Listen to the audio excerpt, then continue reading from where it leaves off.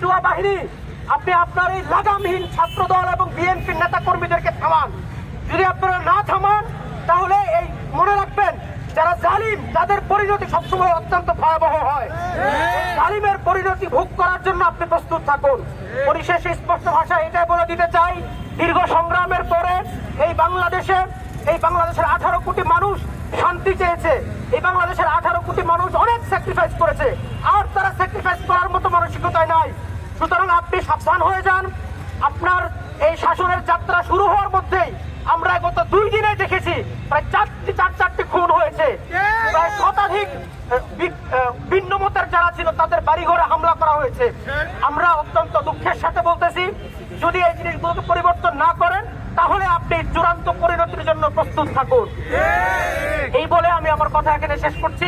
ইনকিলাব জিন্দাবাদ, বাংলাদেশ ইসলামী ছাত্র শিবির জিন্দাবাদ।